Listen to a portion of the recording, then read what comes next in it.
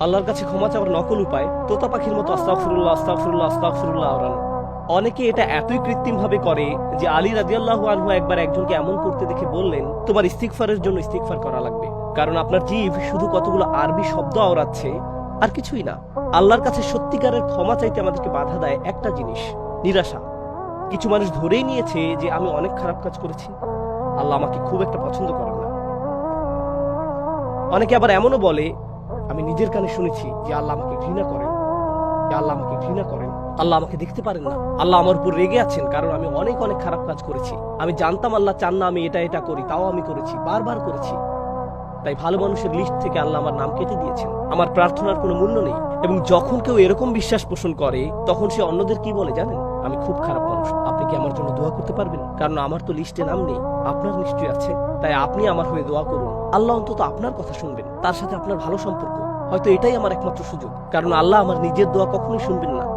চলো নূহ আলাইহিস সালামের কথায় যাই। তিনি কাদেরকে ক্ষমার প্রস্তাব দিয়েছিলেন? পৃথিবীর সবচেয়ে অবাধ্য জাতিগুলোর একটিকে। তারা লাগাতার আল্লাহর অবাধ্যতা করত।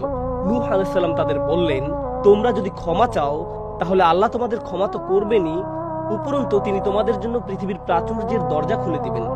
মানে আপনি নিজের ব্যাপারে নিরাশ হতে পারেন না, আপনি নিজেকে বলতে পারেন না আমি খুব বেশি নিচে চলে গেছি, ক্ষমা প্রার্থনা করা আমাকে মানায় না। অন্যরা হয়তো পারে, কিন্তু আমার ক্ষমার দিন শেষ, আমি আশার অতীত। মা আমার জন্য দোয়া করলেও করতে পারে, অথবা অমুক ভালো লোক আমার জন্য দোয়া করতে পারেন। আর এখানেই শয়তান এসে জুড়ে বসে, মানুষের হতাশার সুযোগ নিয়ে এসে আরো খারাপ জিনিসের দরজা খুলে দেয়। সেটা কি জানেন?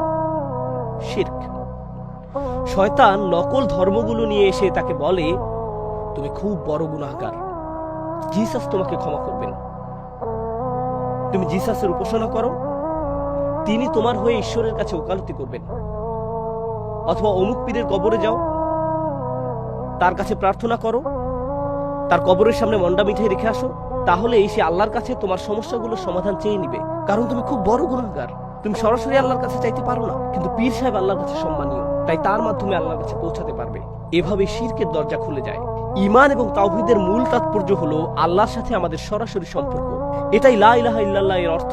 এর উদ্দেশ্যই হলো আপনি আপনার প্রয়োজনগুলো আল্লাহর কাছে সরাসরি ব্যক্ত করবেন। এবং আমি নিজে ও আপনাদেরকে স্মরণ করিয়ে দিচ্ছি, আমাদের যেই জিনিসটা সবচেয়ে বেশি প্রয়োজন সেটা হলো ইস্তেগফার।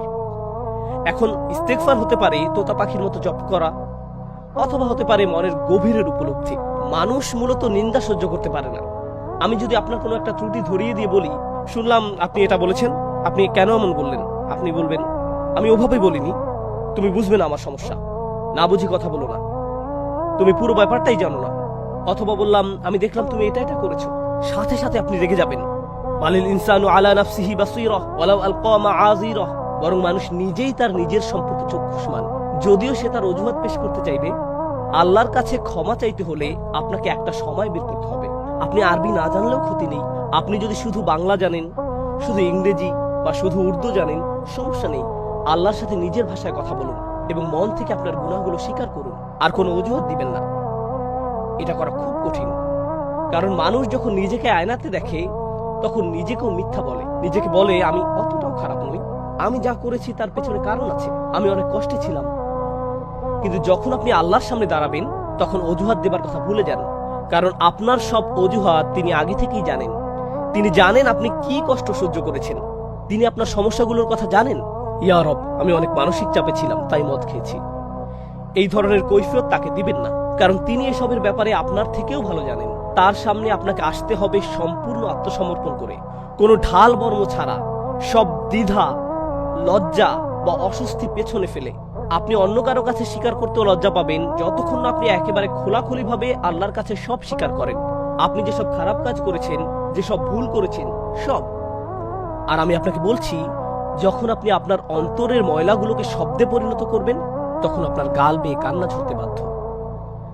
মানুষ যখন কারো সামনে মনের সব ঢাল বর্ম খুলে ফেলে, বিশেষ করে আল্লাহর সামনে, তখন তার চোখ দিয়ে পানি ঝরবেই ঝরবে, কারণ সেটা খুব দুর্বল একটি মুহূর্ত।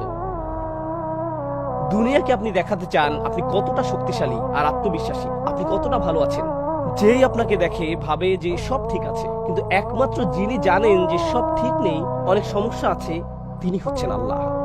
আপনাকে তার কাছে সব খুলে বলতে হবে। তখনই আপনি সত্যিকারের ক্ষমা চাওয়ার পর্যায়ে যাবেন। তখন আপনি সিজদায় ভিক্ষা চাইবেন। আর তখন আস্তাগফিরুল্লাহ আস্তাগফিরুল্লাহ শুধুই কতগুলো শব্দ হবে না, তখন সেটা হবে আল্লাহর সাথে একটা সত্যিকারের কথোপকথন। আল্লাহ আযজা ওয়া জাল্লার কাছে সত্যিকারের স্বীকারক এটা যে কতটা কার্যকরী সেটা নিজে করে দেখুন। আপনার একান্ত নিজের জন্য একটা সময় বের করতে হবে, আর কেউ যেন কিছু শুনতে না পায়। হয়তো মধ্যরাত আপনার জন্য সঠিক সময় না, যদি এমন হয় যে আপনার স্ত্রী আপনার পাশে শুয়ে সব শুনতে পাচ্ছেন। হয়তো আপনি যখন গাড়িতে একাকী বসে আছেন সেটাই সময়। একা হওয়াটাই জরুরি। এটা আপনার আল্লাহর সাথে একান্ত সময়। এবং কথাগুলো উচ্চারণ করুন, নিজেকে বলতে শুনুন। আস্তাগফিরুল্লাহ, আস্তাগফিরুল্লাহ, আস্তাগফিরুল্লাহ। ফিসফিস করে বলবেন না। আর যদি আপনি কয়েকটা দোয়া আরবিতে মুখস্থ করে তোতা পাখির মতো আওড়াতে থাকেন, যেগুলোর অর্থ আপনার অজানা, সেই দোয়াগুলো অনেক সুন্দর ও জোরালো, আপনি সেগুলো আওড়াচ্ছেন অথচ আপনার মন সেগুলো বলছে না, শুধু আপনার জিভ বলছে, তাহলে আপনি ইস্তেগফার চাওয়া শুরুই করেননি। আপনি যে আরবি দোয়াগুলো বলছেন তার জন্য আল্লাহ আপনাকে প্রতিদান দিন, কিন্তু এটাকে ইস্তেগফার বলে না। ইস্তেগফার অন্য জিনিস।